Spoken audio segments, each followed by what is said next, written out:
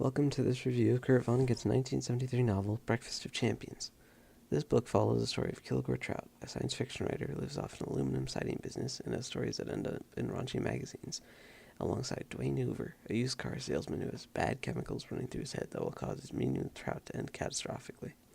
That's pretty much how Vonnegut begins the book, telling you what's going to happen at the end. He has a very non-traditional method of storytelling, and even jumps in the text occasionally as the creator of the universe.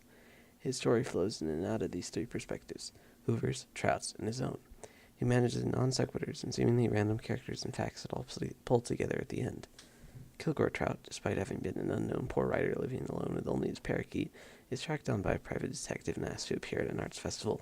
He is unknown by the proprietor of the festival, but the proprietor desires a certain painting to appear, and the painting owner has promised it to the festival only if Trout appears at the festival. Kilgore discusses with his parakeet the decision to go or not. He doesn't need the money, nor does he want it, and he doesn't desire the attention the festival would give him. He ends up deciding to go purely to attempt to dispel the storybook beliefs that people have about celebrities and authors. He wishes to kill the desire for romanticity in novels and continue to live unknown. Hoover is slowly becoming less and less sane. His dementia began when his wife drank Drano, a drain cleaner, committed suicide, and his son came out as a homosexual. He lost his family and began to go insane. He pushes away his friends and employees and then begins to act less and less rationally, hallucinating and doing strange things like shooting up a bathroom tile flamingo and playing basketball at midnight. His peak of madness occurs when he finally talks to Trout and begins attacking people inside and outside the cocktail lounge where they meet.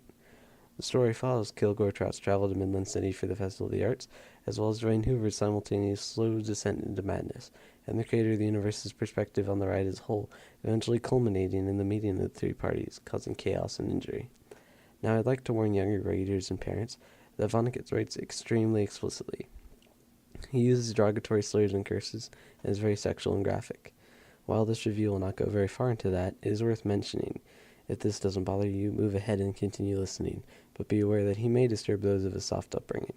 Most of all, don't say I didn't warn you. To go into why I enjoyed the book so particularly, I just say that I really love the style. I'm not much such a fan of one-track stories where you're consistently fed clues and poorly hidden answers. I much rather would have the style where Vonnegut appears to be all over the place, giving little details. In a way, it helps me see the world that he has created and lets me imagine it easier. That may not appeal to you, but it all makes sense if you read between the lines. Vonnegut's writing is very symbolic, and while not every single word has a purpose, you can tell that if he's gone to the trouble of telling you the actions of a character, it's likely that that character has a deep-seated reason that connects to an over-encompassing theme, an extended analogy, or some other deep meaning that enhances the book. I personally rate it 5 out of 5 stars. The style and themes are very appealing, and I recommend it to anyone who can handle some randomness and explicitness. Vonnegut is an extremely skilled writer and uses his talent effectively and efficiently. If you're looking for a relatively quick read, 300 pages, around 5 hours, and you've never tried Vonnegut before, I suggest that you go pick up a copy of Breakfast of Champions at your local bookstore. Pick it up anyway, though either of those don't apply to you. It's a very good book, and I recommend it wholeheartedly.